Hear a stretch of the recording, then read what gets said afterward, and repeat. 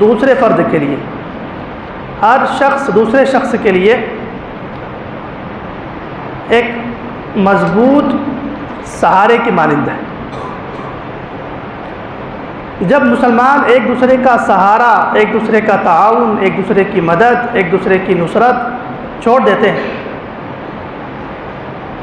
اس وقت دشمنان اسلام کو موقع ملتا ہے۔ چنانچہ ہم سیرت پر جب نظر ڈالتے ہیں، جب جب مسلمانوں نے ایک دوسرے کے ساتھ تعاون کو چھوڑ دیا، محبت کو چھوڑ دیا، اپنے اپنے راستے چن لیے، اپنی اپنی منزل طے کر لی، بس وہیں سے امت مسلمہ کا زوال شروع ہو گیا۔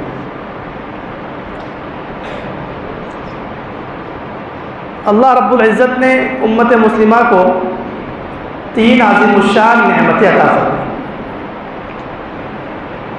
ایک ہے مسجد الحرام، دوسری نعمت ہے مسجد نبوی، اور تیسری نعمت ہے بیت اللہ، مسجد بیت المقدس۔ یہ 3 نعمتیں ہمارا دل ہے، ہماری جان ہے، ہماری روح ہے،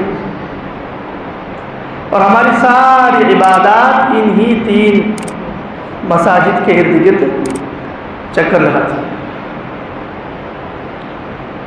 اور ان تینوں مقدسات کی احادیث میں فضیلت اس لیے بیان کی گئی تاکہ امت مسلمہ ان تینوں مساجد کی حفاظت کرے۔ بیت اللہ شریف کو کہہ سکتے ہیں بس برائے نام محفوظ ہے، مسجد نبوی بھی برائے نام محفوظ ہے، لیکن بیت المقدس پر عملاً یہود و نصارہ کا 1967 سے قبضہ ہو چکا ہے۔ اب ان 3 مساجد میں سے ایک عظیم الشان مسجد ہم سے چھن گئی۔ کیسے چھینی؟ کس نے چھینی؟ کون ہے وہ دشمن؟ اور یہ حادثہ کب وجود میں آیا؟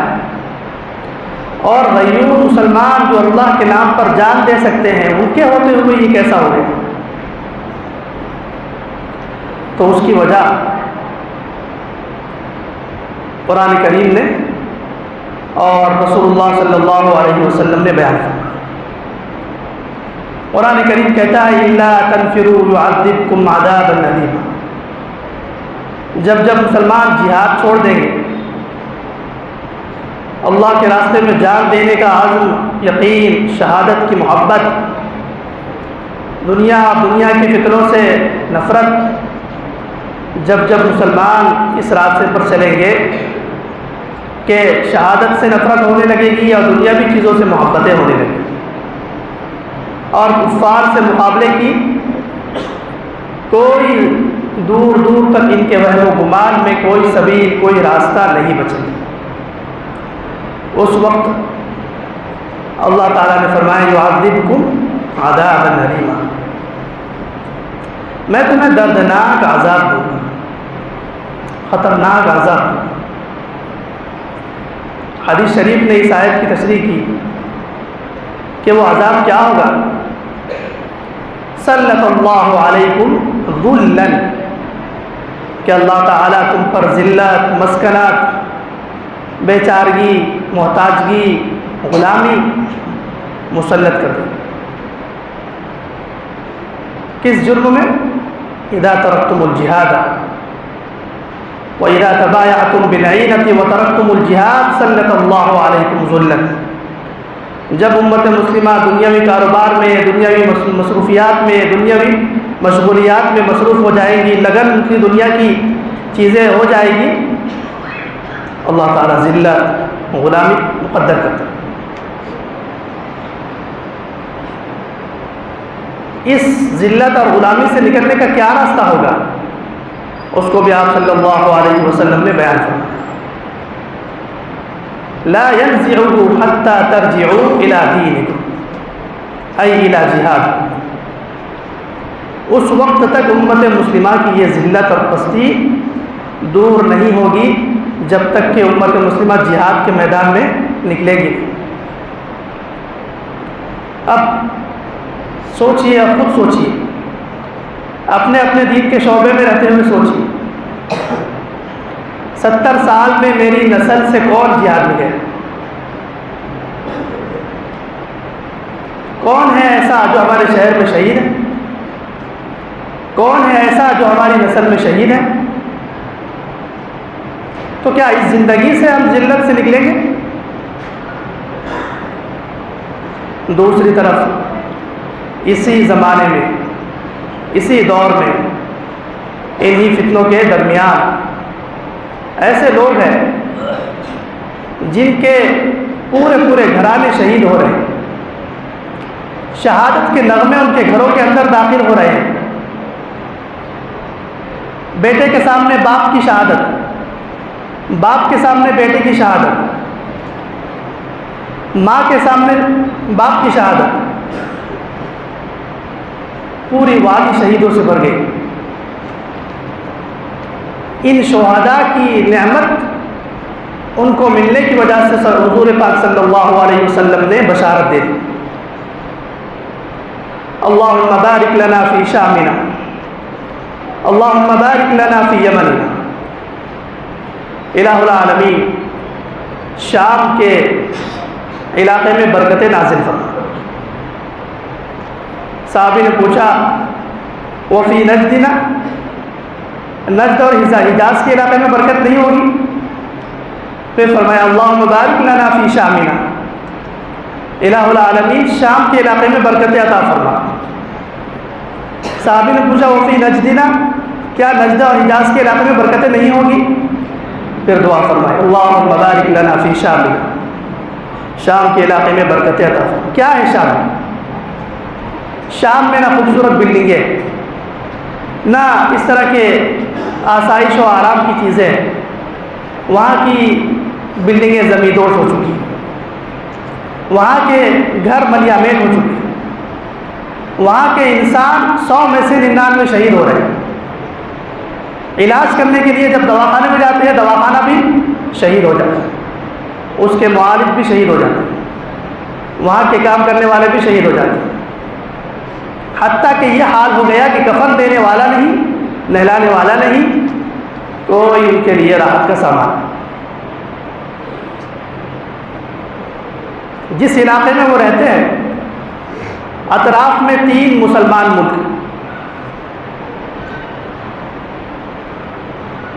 ایک یمن، ایک لبنان ہے، دوسرا مصر ہے، تیسرا اردن۔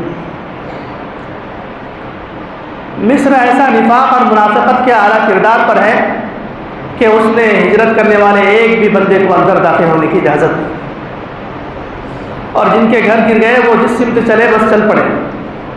کسی کے پاس ایک بیگ ہے، کسی کے پاس ایک تھیلی ہے، کسی کے پاس لاش ہے، کسی کے پاس کفن ہے، بس جو سامان مل گیا ان کو اس کو لے کر چل پڑے۔ اور جب منزل کے قریب پہنچے تو وہاں دیکھتے ہیں تار لگی ہوئی ہے اور فوجی کھڑے ہوئے ہیں، اور ان کو اندر جانے کی اجازت نہیں ہے۔ تو یہ حالت اس پر کیوں آ گئی؟ اس لیے آئی کہ حضور پاک صلی اللہ علیہ وسلم نے فرمایا اذا فسد اہل الشام فلا خیر فیکم، جب شام میں فساد داخل ہو جائے گا تو تمہارے اندر کوئی خیر نہیں رہے گی۔ ولا تزال طائفة من امتی منصورین، اور برابر شام کے علاقے میں ایک جماعت جہاد کرتی رہے گی، لا یضرهم من خذلهم حتی تقوم الساعة، دنیا کی کوئی طاقت، کوئی ہتھیار ان کو بیت المقدس کی حفاظت سے روک نہیں سکے، وہ جھکیں گے نہیں، کیونکہ وہ ایک اسلام کے بہت عظیم الشان شعائر کی حفاظت کر رہے ہیں۔ سوال ہو سکتا ہے کہ ہم تو بڑی نسلوں سے ہمارے یہاں دواخانوں میں موت ہو رہی ہے، طبعی موت سے ہم مر رہے ہیں، ہمارے یہاں تو کوئی حادثہ نہیں، دوسرے سارے علاقوں میں امن و امان۔ ایک شام ہے جو سلگ رہا ہے، جل رہا ہے، کیا وجہ ہے؟ اس کی وجہ حضور پاک صلی اللہ علیہ وسلم نے بیان فرمائی کہ شام اور ابواب بیت المقدس کے دروازوں کے اطراف میں ایک جماعت جہاد کرتی رہے گی اور وہ ہمیشہ حق پر رہے گی، حق ان کے ساتھ رہے گی۔ اس کا مطلب یہ ہے کہ ہم جتنا اپنے آپ کو حق پر سمجھ رہے ہیں اتنے حق پر تو نہیں ہوتے، تو اسی طرح کے آزمائشات، اسی طرح کے حالات ہوتے جس طرح صحابہ کے گھروں میں شہداء ہیں، صحابہ کے گھروں میں زخمی ہیں، صحابہ کے گھروں میں فاقے ہیں، صحابہ کے بچوں کو کھانے نہیں ملتے ہیں، مکمل وہی حال کس کا؟ شام۔ اور اب تو 3 ٹائم کھاتے ہیں، ہر وقت کھاتے ہیں، آسائش میں رہتے ہیں، آرام میں رہتے ہیں، جو مرضی ہے کرتے ہیں، اس کے باوجود بھی ہم پکے مسلمان، کوئی ہمارے ایمان پر حرف نہیں آتا، جبکہ قرآن کریم کہتا ہے وَمَا لَكُمْ لَا تُقَاتِلُونَ فِي سَبِيلِ اللَّهِ وَالْمُسْتَضْعَفِينَ مِنَ الرِّجَالِ وَالنِّسَاءِ وَالْوِلْدَانِ الذين يقولون ربنا أخرجنا من هذه القرية الظالم أهلها واجعل لنا من لدنك وليا واجعل لنا من لدنك نصيرا، کہ مظلومین آواز لگاتے ہیں اور تم ان کی آواز پر لبیک کیوں نہیں کہتے؟ مظلومین جب تمہیں مدد کے لیے پکارتے ہیں تو تم ان کی مدد کے لیے جواب کیوں نہیں دیتے؟ ایسے ایسے علاقے مظلومین کے ہیں کہ صبح شام وہ آواز لگا رہے ہیں امداد کے لیے، چیخ رہے ہیں، چلا رہے ہیں، اور ہمارے یہاں سے کوئی جواب نہیں جا رہا ہے۔ اس کی وجہ یہ کہ دین کے بہت سارے اہم کام ہم کرتے ہیں، نماز کا فریضہ معلوم، زکوٰۃ کا فریضہ معلوم، حج کا فریضہ معلوم،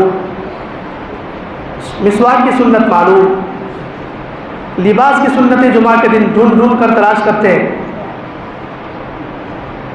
کھانے کی سنتیں ہم جان لیتے ہیں۔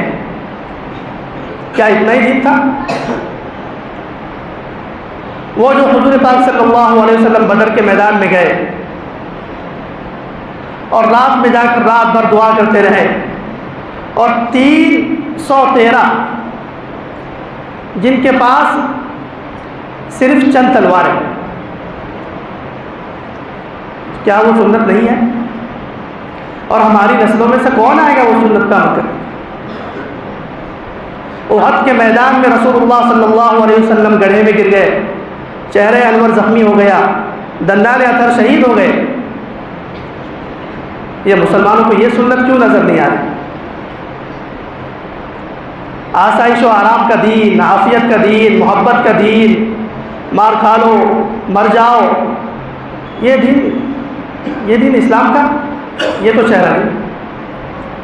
اس طرح کی بزدلی کی زندگی، ذلت کی زندگی اسلام میں کہاں؟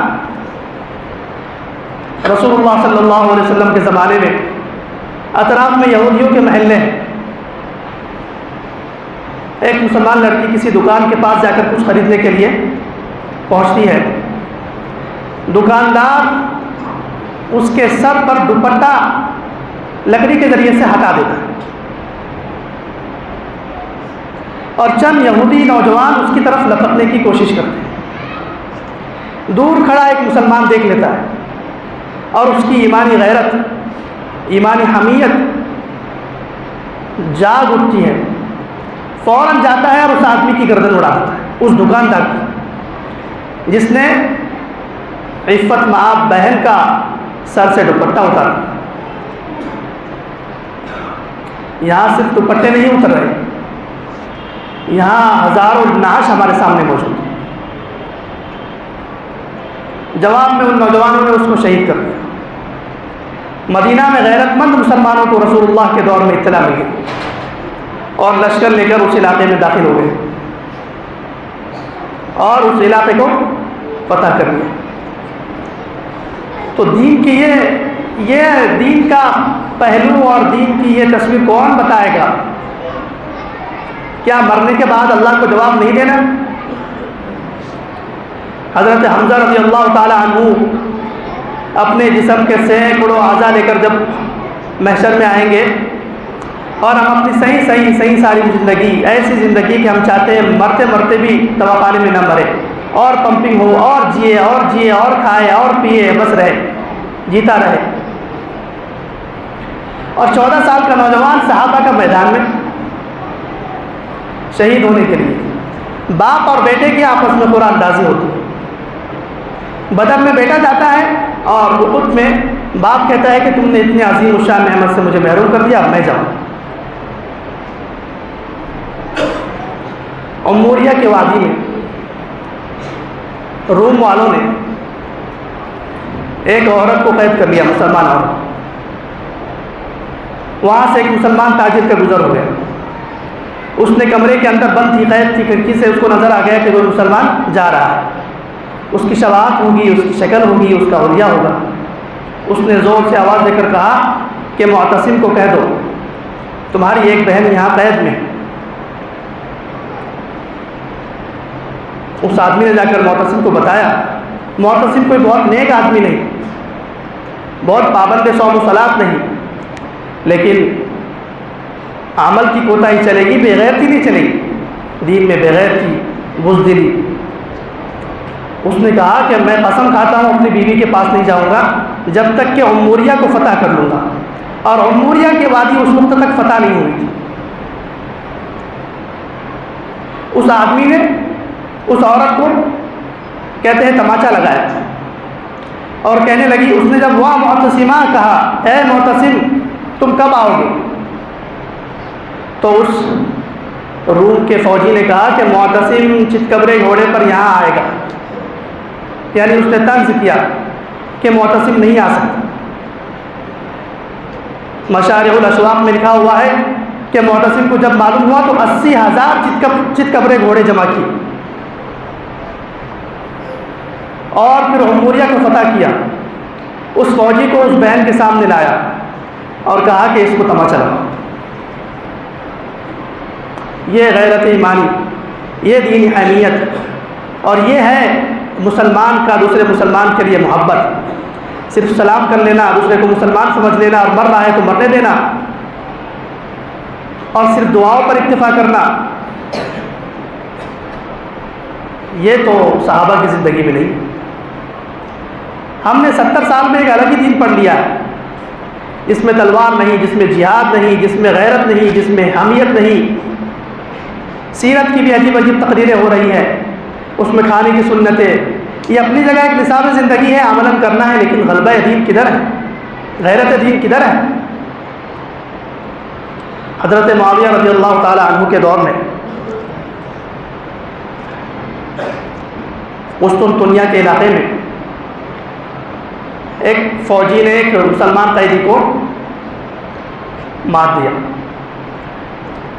تو اس مسلمان قیدی نے کہا کہ معاویہ سے کہو رضی اللہ تعالی عنہ کہ ہمارا حاکم کیوں بنا ہے جب ہمیں ظلم سے نجات نہیں دلا سکتا.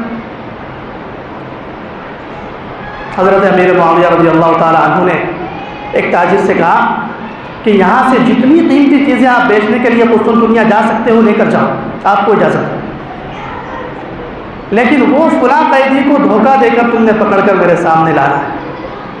اس کی مجال کیسے کہ حاکم وقت مسلمان ہو، غیرت مند ہو، اور ایک مسلمان بھائی پر ضرب آئے اور اس پر کوئی حرف آئے.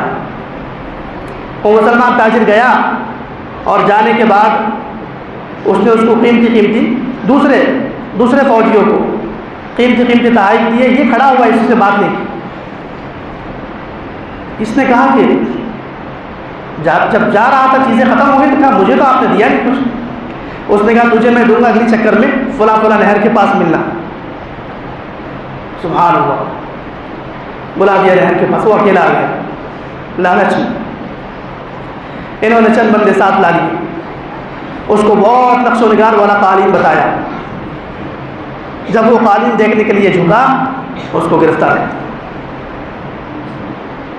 کر کے اس مسلمان کے سامنے لائے اور اس سے کہا کہ اس سے بدلہ لو.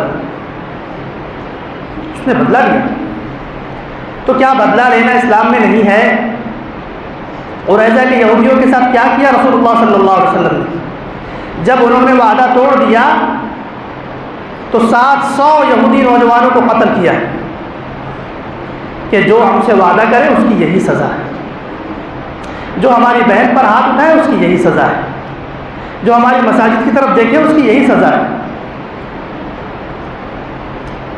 ہمارے زمانے میں سینکڑوں ملک جل گئے، راکھ ہو گئے، لاکھوں لوگ شہید ہو گئے، لیکن دوسرے علاقے کے مسلمانوں کے اندر نہ ابن قاسم ہے، نہ طارق بن زیاد ہے، نہ حضرت معاویہ کی طرح کی جرأت ہے، کچھ بھی نہیں۔ اس کی وجہ وہی ہے کہ ایک تو ہم قرآن کریم کا وہ پہلو نہیں پڑھتے، نہیں سنتے، نہیں سمجھتے، سورۃ الانفال نہیں پڑھتے، سورہ توبہ نہیں پڑھتے، سورہ محمد نہیں پڑھتے، سورۃ البقرہ کی وہ آیات نہیں پڑھتے، اور سورہ نساء کی وہ آیات نہیں پڑھتے جس میں اللہ تعالیٰ احکامات دے رہے ہیں۔ قاتلوہم یعذبہم اللہ بایدیکم، ان سے قتال کرو، اللہ تعالیٰ آسمان سے جبرائیل بھی نازل کرے گا، تمہارے ہاتھوں سے ان کو سزا دینا چاہتا ہے، اور ہم اپنے ہاتھ دعا کے لیے اٹھائیں گے۔ تو دعا کے لیے اٹھانا غلط نہیں ہے، بہت اچھی بات ہے، لیکن دعا بھی ایک 70 سال تک چلے گی تو پھر کیسے ہوگا؟ آپ صلی اللہ علیہ وسلم نے جب 1036 کروڑ کی مالیت لے کر ابو سفیان رضی اللہ تعالیٰ عنہ چلے اور چلتے رہے، تو آپ علیہ السلام نے مسلمانوں کا 313 کا لشکر لیا۔ تو یاد رکھیے دعا میدان بدر میں جا کے رات میں کی ہے، مدینہ میں دعا نہیں کی ہے۔ وہاں دعا کیجیے میدان میں، وہاں تو اللہ کا در، موت سر پہ ہے تو تعلق تمہارا اللہ ہو جاتا ہے۔ پانی میں اترنے سے پہلے آپ پانی کی کیفیات دینا چاہتے ہیں، یہ نہیں ملے گی۔ تو میرے دوستو، دین میں جیسے اخلاقیات ہم بیان کرتے ہیں، بلکہ اگر کہا جائے تو ہمیں اخلاق کا معنی بھی معلوم ہے۔ اخلاق کا اصل معنی یہ، ایک آدمی جا رہا تو راستے میں ایک کتا پیاس سے مر رہا ہے، اس نے اس کی جان بچانے کے لیے بڑی مشقت سے کہیں سے پانی لایا اور اس کو پلایا۔ بتائیے اخلاق ہے؟ اخلاق ہے، اس نے ایک جاندار کی جان بچائی۔ اب جب کتے میں جان آ گئی، وہ کتا اٹھا اور طاقت آنے کے بعد ایک عورت کو کاٹنے کے لیے بھاگا۔ وہی آدمی جس نے اس کی جان بچائی، اس نے لاٹھی سے اس کو مارا۔ بتائیے یہ اخلاق ہے کہ نہیں؟ یہ اخلاق، یہ بھی اخلاق ہے، وہ بھی اخلاق۔ جو موقع محل آئے اس کے مطابق شریعت کے تقاضوں پر عمل کرنا اخلاق ہے۔ دین کے ایک ہی پہلو کو معاف کرنا، درگزر کرنا، رحم کرنا، چھوڑ دینا، یہ ایک پہلو ہے۔ دوسرا پہلو بدر کا، احد کا، خندق کا، خیبر کا، حنین کا، تبوک کا، قادسیہ کا، یہ کہاں گیا؟ یہ ہماری دنیا کی محبت اور موت سے نفرت کی وجہ سے بہت دور چلا گیا، اور اپنے اپنے شعبے میں ہم بہت خوش، لیکن شام کا اور بیت المقدس کا وہ بچہ اگر قیامت کے دن ہماری نمازوں جیسے اور پہاڑوں جیسے اعمال کو دیکھنے کے بعد صرف ایک سوال کر دے کہ حقوق العباد حقوق اللہ سے افضل تھے، میری جان جا رہی تھی، ایک مسلمان کی جان جائے دوسرے مسلمان پر، اس کی جان بچانا فرض ہے، فرض عین ہے۔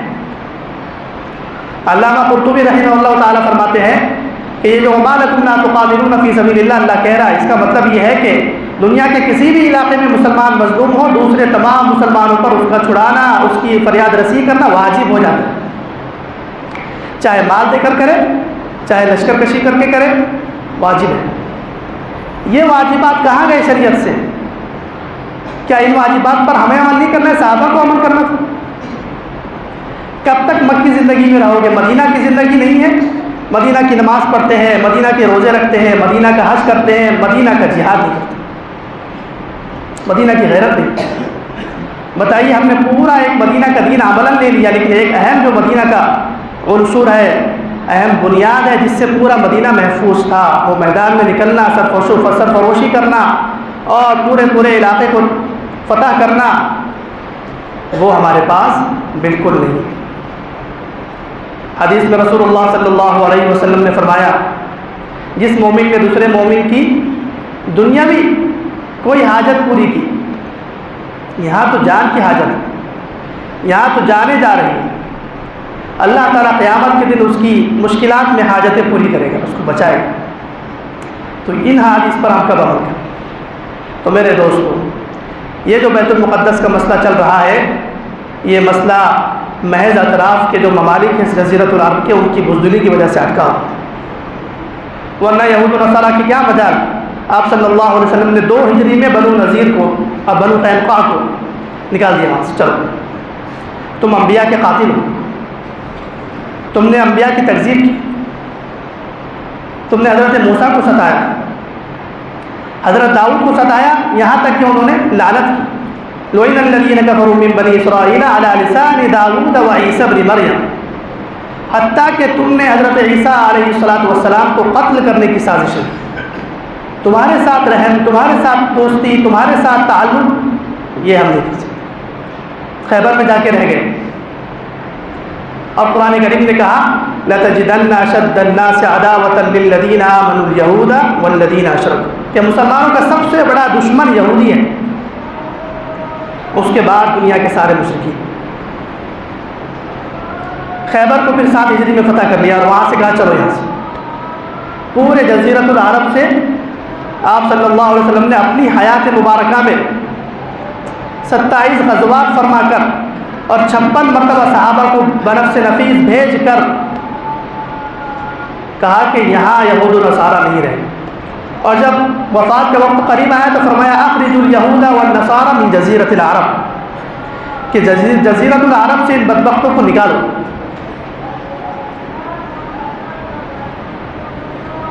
دین کا ایک بہت اہم پہلو ہے اور اس پر زیادہ ثواب ہے، بہت زیادہ ثواب ہے۔ ہماری عبادتیں تو پتہ نہیں قیامت میں کس راہ چلے گی اور کیا اس کا بنے گا، وہ تو اللہ ہی جانتا ہے، اور کوئی عذر قبول نہیں ہوگا۔ لیکن اگر کوئی اس راستے پر چلتا ہے مظلوم کی مدد کے لیے، اس کی نصرت کے لیے، اس کا عمل اگر کوئی خراب بھی ہوگا تو اللہ تعالیٰ اس کی بخشش کرے گا۔ اب بیت المقدس کا مسئلہ چل رہا ہے، اس سلسلے میں ہمیں 2-3 باتیں سمجھنی ہیں۔ ایک تو یہ کہ بیت المقدس کے لیے ہم کیا کر سکتے ہیں۔ تو پہلی بات یہ ہے کہ بیت المقدس کے لیے ہم وہ کریں گے جو حضرت خالد ابن ولید نے کیا، حضرت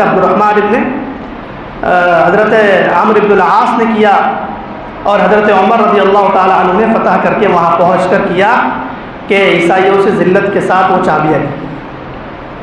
حضرت عمر نے جو کیا، اس انداز سے فتح کیا، اسی راستے سے فتح ہوگا، دعاؤں سے فتح نہیں ہونے والا ہے۔ اللہ تعالیٰ نے دست دیے، ہاتھ دیے ہیں، اسباب دیے ہیں، اور سیرت کی پوری کتابیں بھری ہوئی ہیں۔ 1400 سال میں ایسے مسلمان نہیں آئے جس انداز کے مسلمان آج بیٹھے ہوئے اپنے اپنے شعبوں میں مست ہیں، کوئی مسئلہ نہیں۔ اس کے بعد بیت المقدس کے لیے وہ کرنا پڑے گا جو حضرت سلطان صلاح الدین ایوبی رحمہ اللہ نے کہا، حطین کی جنگ لڑی اور اس کو فتح کیا۔ تو پہلا کام تو یہ ہے کہ عملاً مومن سوچے کہ میں کیسے مدد کر سکتا ہوں آج، اور یہ واجب ہے۔ دوسرے واجبات تو ہم نے ماشاءاللہ 70 سال سے بہت کر لی، ہر ایک مستحب کو بھی ہم نہیں چھوڑتے ہیں، بہت اچھی باتیں کرنا چاہیے، لیکن آدمی بزدلی اور یہ بے احساسی اور بے ضمیری میں اس حد تک تو نہ پہنچے کہ ہماری نسلوں میں کوئی شہید ہی نہیں ہے اور پھر بھی ہم اولیاء اللہ ہیں۔ یہ کیسے ہو سکتا ہے؟ یہ نہیں ہو سکتا۔ اسی لیے حضرت شیخ الہند رحمہ اللہ تعالیٰ سے ایک صاحب نے پوچھا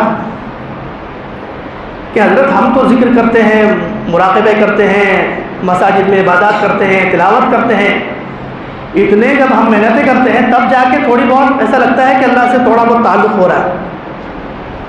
صحابہ تو یہ سب تو نہیں کرتے تھے۔ حضرت نے کہا کہ جہاد میں ایک لمحہ صحابہ نے رسول اللہ کے ساتھ جو گزارا، اور میدان جہاد میں جب کفار کے سامنے جانے کے بعد آسمان سے جو رحمتیں آتی ہیں اور موت جب سر پہ آتی ہیں تو وہ جو تعلق مع اللہ قائم ہوتا ہے، اس کے لیے اس طرح کی عبادت کی ضرورت ہے۔ وہ تو منٹوں میں ہو جاتا ہے۔ تو پہلا کام عملاً اس میں شرکت کرنا چاہیے۔ دوسرا کام کہ عملاً نہیں جا سکتے ہیں، ظاہر سی بات ہے، کوشش بھی نہیں کرتے ہیں، اور جانے کی کوشش کریں تو مسائل بڑھ جاتے ہیں۔ تو اپنے اپنے حیثیت سے آپ علیہ الصلوۃ والسلام نے جیسے فرمایا کہ امداد کرو، ان کے جرحا اور زخمیوں کی امداد کرو، ان کے بیماروں کی امداد کرو، ان کے گھروں کو دوبارہ تعمیر کرو، بیت المقدس کی حفاظت کے لیے رقم جتنی لگا سکتے ہیں۔ جہاد دو چیزوں کا نام ہے، ایثار جان، ایثار مال۔ تو ایثار جان تو بیچارے وہ کر رہے ہیں، آپ ایثار مال بھی نہیں کر سکتے، تو مال کے ذریعے سے ان کا تعاون۔ اور تیسرا یہ کہ بیت المقدس کا جو دشمن ہے وہ ہمارا دشمن ہے، یہ ایمانی غیرت کا تقاضا ہے۔ اس کے ساتھ ہر قسم کا، وہ حربی کافر ہے، حربی کافر کے احکامات آپ علماء سے پوچھیے، اس کے ساتھ کسی بھی قسم کا 1 روپیے کا بھی تعاون نہیں۔ اگر وہ مر رہا ہے تو اس کو اور مار دو، کاٹ دو اس کو زمین، یہ حکم ہے شریعت کا، اس لیے کہ وہ ایمان اور اسلام اور مسلمانوں کو ختم کرنے کے لیے جی رہا ہے، تو اس کے ساتھ نرمی کی کوئی ضرورت نہیں۔ قرآن کریم کہتا ہے وَلَقَدْ ذَرَأْنَا لِجَهَنَّمَ كَثِيرًا مِنَ الْجِنِّ وَالْإِنسِ، بہت سارے انسان اور جنات کو ہم نے جہنم کے لیے پیدا کیا ہے، اور ہمارے اندر یہ پتہ نہیں کہاں سے بات آ گئی کہ ہم سب کو جنتی بنانے کے لیے بیٹھے ہوئے، اور اس لیے نرم گوشہ دل میں پال لیا، اور جہاد کے شریعت کے سخت احکامات ہمارے نظر میں نہیں۔ اللہ نے کہا وَلَا تُسْأَلْ عَنْ أَصْحَابِ الْجَحِيمِ، جہنمیوں کے بارے میں پیغمبر اگر آپ نے کسی بھی ذریعے سے پیغام پہنچا دیا تو آپ سے کوئی پوچھ نہیں ہوگی۔ تو تیسرا کام بائیکاٹ، ہر طرح سے عزت کے ساتھ۔ اب آخری بات یہ سمجھنا ہے، کام تو بہت سارے کرنے کے ہیں کہ بھئی حضرت موسیٰ علیہ السلام، حضرت عیسیٰ علیہ السلام کی والدہ نے نظر مانی کہ میں بیت المقدس کے لیے اپنا بیٹا وقف کر لوں گی، تو ہماری مائیں کب وقف کریں گی؟ انی نذرت لک ما فی بطنی محررا فتقبل منی، الہ العالمین یہ جو پیٹ میں بچہ ہے اس کو میں بیت المقدس کے لیے وقف کر رہی ہوں، تو کیا ہمارے بچے وقف نہیں ہو سکتے؟ شام والوں کے تو سارے بچے شہید ہو کے وقف ہو رہے ہیں، اور وہ اس کے بعد کہہ رہی ہے الحمدللہ رب العالمین الف الف مرۃ الحمدللہ، 1000 مرتبہ اس قربانی کے باوجود بھی الحمدللہ ہماری زبان سے نکلی۔ کیا غیرت ایمانی اور کیا ان کے اخلاق اور کیا ان کی ہمت ہے کہ گھر پورا اجڑ گیا، گھر کے کھنڈر پر بیٹھا ہوا ہے اور کہہ رہا ہے الحمدللہ رب العالمین۔ تو بہت سارے کام کرنے کے، لیکن ہمیں یہ سمجھنا ہے آخری بات کہ بیت المقدس کا مسئلہ ہے کیا، یہ ہے کس کا؟ 2-3 باتیں اس سلسلے میں عرض کرتے ہیں۔ نمبر 1، حضرت ابوذر رضی اللہ تعالیٰ عنہ نے بخاری کی اور مسلم کی روایت میں آپ صلی اللہ علیہ وسلم سے پوچھا ای بیت وضع فی الارض اول، کہ یا رسول اللہ کون سی مسجد زمین پر سب سے پہلے بنائی گئی؟ تو آپ علیہ الصلوۃ والسلام نے فرمایا المسجد الحرام، بیت اللہ۔ پھر حضرت ابوذر نے پوچھا ثم ای، پھر اس کے بعد کون سی مسجد بنائی گئی؟ تو آپ علیہ السلام نے فرمایا المسجد الاقصی، مسجد اقصی بنائی گئی۔ حضرت ابوذر نے پوچھا کم کان بینہما، یا رسول اللہ ان دونوں کے درمیان کتنا عرصہ ہوگا؟ تو آپ علیہ السلام نے فرمایا 40 سنۃ، 40 سال۔ تو حضرت آدم علیہ السلام کے زمانے میں، حضرت آدم کی ولادت سے بھی پہلے، بلکہ مسجد جیسے فرشتوں نے بیت اللہ بنایا ایسے ہی فرشتوں نے اس کی بھی بنیاد رکھی۔ پھر حضرت آدم علیہ السلام نے جیسے اس کو تعمیر کیا، 40 سال کے بعد ان کی نسل میں اس کو کسی نے تعمیر کر دیا۔ یہودی جو یہ کہتے ہیں کہ یہ ہماری ہے، حضرت سلیمان علیہ السلام نے بنایا، حضرت داؤد علیہ السلام نے بنایا، اس کی حقیقت آپ علیہ السلام نے بیان فرما دی کہ کس نے بنایا اس کو؟ حضرت آدم کے زمانے میں بن گئی، پہلی بات۔ دوسری بات کہ آج کل کے جو یہود و نصارہ ہیں، خاص طور سے یہودی، یہ وہاں سے کب نکلے؟ اگر ہم حضرت عمر کے ذریعے جب فتوحات کر رہے تھے اور مسجد اقصی میں بیت المقدس میں یہودی ہوتے اور ہم اگر ان سے چھین لیتے تو کچھ بات سمجھ آتی کہ بھئی ہم نے آپ کو نکالا ہے، لیکن تاریخ کہتی ہے کہ حضرت عیسیٰ علیہ السلام کی آسمان پر اٹھائے جانے کے 70 سال بعد اور بعض روایت میں 80 سال بعد ایک تیتوس نام کا، ٹائٹس نام کا بادشاہ روم کا مشرک آیا اور اس نے بیت المقدس کو اٹھا دیا اور یہودیوں کو وہاں سے نکالا۔ اس کے بعد عیسائی وہاں قابض ہو گئے اور حضرت عمر نے عیسائیوں سے حاصل کیا۔ تو جب ہم نے تم کو نکالا ہی نہیں تو تم ہم سے کیوں مانگ رہے؟ تیسری بات، اگر حضرت سلیمان علیہ السلام نے اس کو تعمیر کیا ہے، حضرت داؤد علیہ السلام نے اس کو تعمیر کیا ہے، تو ہم تو کہتے ہیں آمنت باللہ و ملائکتہ و رسولہ، کہ ہمارا ایمان تو جیسے حضرت محمد مصطفیٰ پر ہے ایسے ہی حضرت عیسیٰ پر بھی ہے، حضرت سلیمان پر بھی ہے، حضرت داؤد پر بھی ہے، تمام انبیاء کو ہم مانتے ہیں۔ تم حضرت عیسیٰ کو بھی نہیں مانتے، محمد مصطفیٰ کو بھی نہیں مانتے، تو تمہارا بیت المقدس نہیں ہو سکتا۔ بیت المقدس تو موحدین کا ہوگا، اس لیے کہ بیت المقدس اور ہم دونوں کے یعنی عیسائیوں کے جد امجد بھی اور یہودیوں کے جد امجد بھی اور مسلمانوں کے جد امجد بھی دادا دونوں کے حضرت ابراہیم علیہ السلام۔ اور قرآن کریم کہہ رہا ہے ما کان ابراہیم یہودیا ولا نصرانیا ولکن کان حنیفا مسلما، کہ ابراہیم علیہ السلام نہ یہودی تھے نہ نصرانی تھے، وہ تو موحد اور مسلمان تھے۔ تو خود قرآن کریم نے فیصلہ کر لیا کہ ابراہیم علیہ السلام موحد تھے تو سلیمان علیہ السلام بھی موحد تھے، داؤد علیہ السلام بھی موحد تھے، اور ہم بھی کیا ہیں؟ توحید پرست ہیں۔ اور تم نے حضرت عزیر علیہ السلام کو خدا بنا لیا، عیسائیوں نے حضرت عیسیٰ علیہ السلام کو معبود بنا لیا، تو تم ہو گئے مشرک۔ اور بیت المقدس موحدین کا توحید پرستوں کا ہے، لہذا یہ ہمارا۔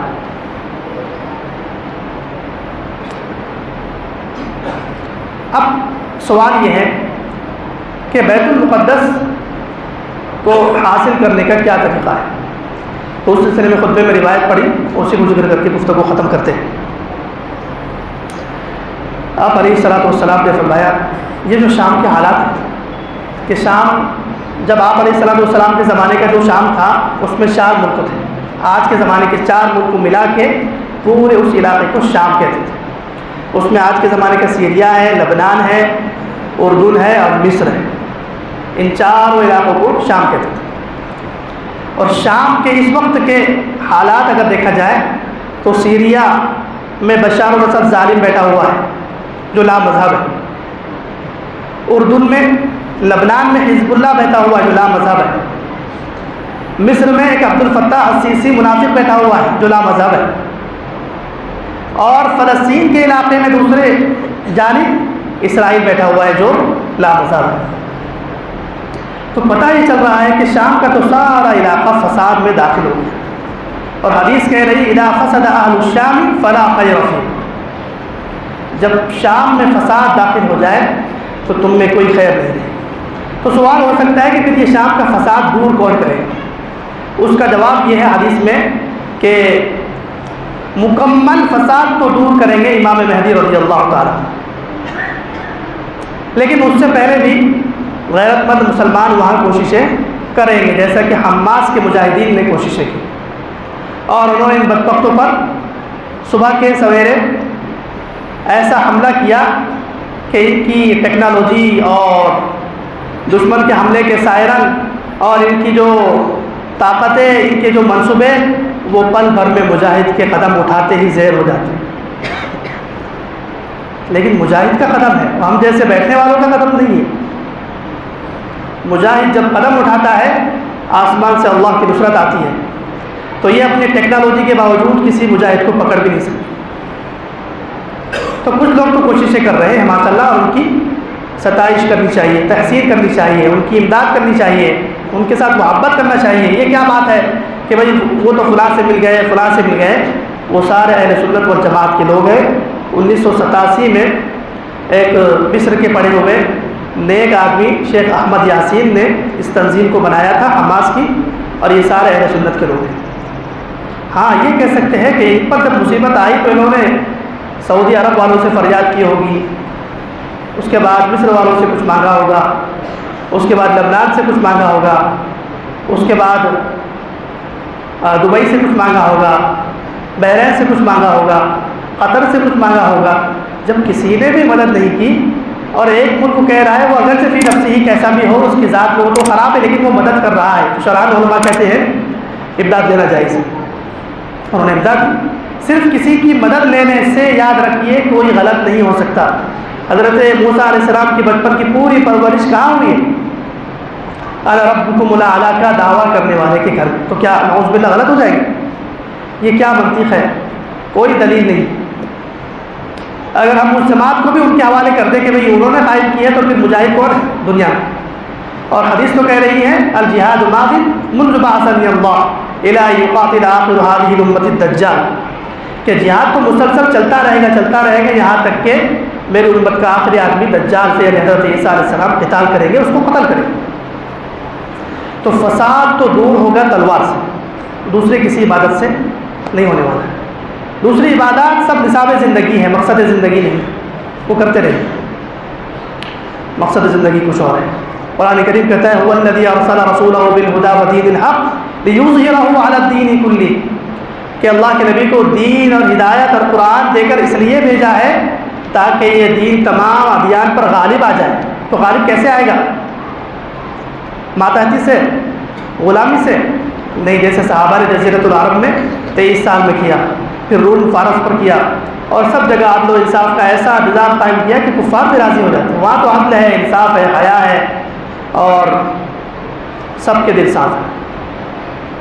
تو یہ جو فساد دور ہوگا یہ حضرت امام مہدی رضی اللہ تعالیٰ عنہ کے دور میں دور ہوگا۔ حدیث میں کہا اللہ کے نبی نے یا ابن حوالۃ اذا رأيت الخلافة قد نزلت الارض المقدسة فقد اقتربت الزلازل والبلابل والامور العظام، کہ اے ابن حوالہ جب تم دیکھو کہ خلافت بیت المقدس میں داخل ہو گئی تو یاد رکھنا اس سے پہلے اور اس کے بعد کے بہت کٹھن حالات ہوں گے،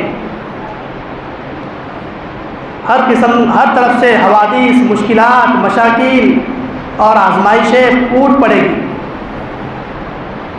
اور جو مسلمان وہاں رہیں گے وہ ان مشکلات کا سامنا کرتے ہوئے وہاں خلافت قائم کر دیں گے، جہاد کرتے ہوئے۔ اور اس کے بعد فرمایا وَالسَّاعَةُ يَوْمَئِذٍ أَقْرَبُ مِنْ يَدَيَّ هَٰذِهِ مِنْ رَأْسِكَ، اور اس کے بعد اے ابن حوالہ قیامت ایسے قریب ہو جائے گی جیسا میرا ہاتھ تیرے سر کے قریب۔ خلافت پہلے مسجد نبوی میں تھی خلفائے راشدین کے دور میں، حضرت علی کے دور میں پھر کوفہ آ گئی، پھر کوفہ سے شام چلی گئی، پھر شام سے خلافت عثمانیہ میں استنبول چلی گئی۔ اب آخری خلافت کا ایک دور باقی ہے، وہ ہے بیت المقدس کا دارالخلافہ بننا۔ لیکن بیت المقدس جب دارالخلافہ بنے گا اس سے پہلے بہت مشاکل آئیں گے۔ حدیث میں ہے کہ ایسے ایسے فتنے آئیں گے جو آپ کو اندھا بہرا کر دیں گے، سمندر کی موجوں کی طرح فتنے آئیں گے۔ کہتے ہیں انسان صبح کو مسلمان ہوگا شام کو کافر ہوگا، شام کو مسلمان ہوگا صبح کو کافر ہوگا۔ اور آج فتنے جزیرۃ العرب میں ہیں، یمن میں ہیں، شام میں ہیں، بحرین میں ہیں، اور دنیا کے مسلمانوں کے سارے علاقے میں داخل ہو چکے ہیں۔ یہ امام مہدی رضی اللہ تعالیٰ عنہ کے ظہور کی ایک بہت بڑی علامت ہے۔ کتاب الفتن کے علماء فرماتے ہیں کہ جب بیت المقدس میں یہودی جمع ہونا شروع ہو جائے فَإِذَا جَاءَ وَعْدُ الْآخِرَةِ جِئْنَا بِكُمْ لَفِيفًا، قرآن کریم کہتا ہے کہ جب ایک آخری ذلت کا تمہارے یہاں یہودیوں وقت آئے گا تو ہم تم سب کو جمع کر کے کہاں لائیں گے؟ بیت المقدس کے علاقے۔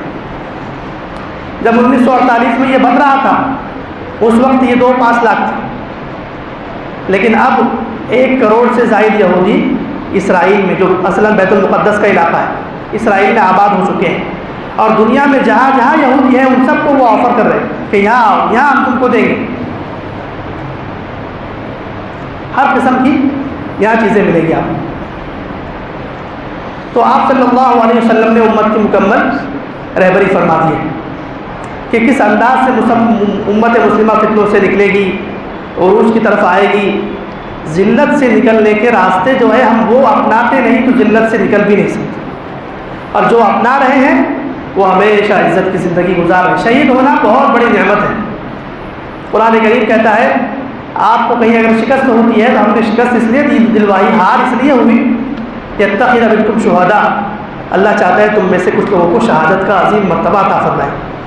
وہ شہادت کا مرتبہ کہ خاتم الانبیاء صلی اللہ علیہ وسلم مراتب میں سب سے اعلیٰ، فضائل میں سب سے اعلیٰ، اور ان سے اوپر کوئی مرتبہ نہیں ہے، اس کے باوجود بھی آپ علیہ السلام دعا فرما رہے ہیں لَوَدِدتُّ أَنْ أُقْتَلَ فِي سَبِيلِ اللَّهِ ثُمَّ أُحْيَا ثُمَّ أُقْتَلَ ثُمَّ أُحْيَا ثُمَّ أُقْتَلَ ثُمَّ أُحْيَا ثُمَّ أُقْتَلَ، کہ میری خواہش ہے کہ میں جہاد میں جاؤں، پھر شہید کیا جاؤں، پھر اللہ تعالیٰ مجھے زندہ کرے، پھر میں جاؤں، پھر شہید کیا جاؤں، پھر میں زندہ ہو جاؤں اور پھر دوبارہ شہید کیا جاؤں۔ بتائیے شہداء کا کتنا اونچا مقام ہے۔ وہ مقام وہ لوٹ رہے ہیں اور ان کی جنتیں بن رہی ہیں، اور ہم مصلحت کوشی میں آرزوؤں میں، دنیا کی محبتوں میں، اپنی رنگریلیوں میں، اپنے مسائل میں، چھوٹے چھوٹے مسائل، اسی میں کاروبار کے پھنسے ہوئے.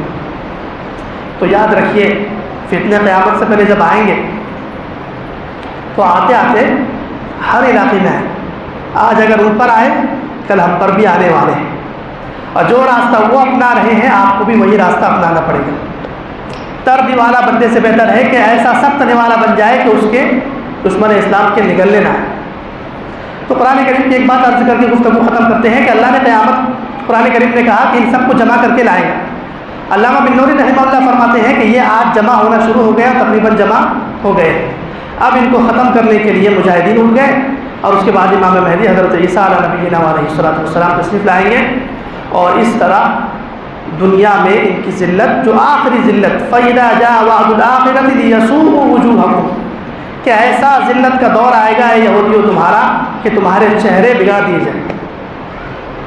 وَلِيَدْخُلُوا الْمَسْجِدَ كَمَا دَخَلُوهُ أَوَّلَ مَرَّةٍ، اور ایسے مسلمان داخل ہوں گے مسجد میں جیسے حضرت عمر داخل ہوئے، سلطان صلاح الدین ایوبی داخل ہوئے، اور 1948 میں اردن، مصر، لبنان کے مسلمان داخل ہوئے.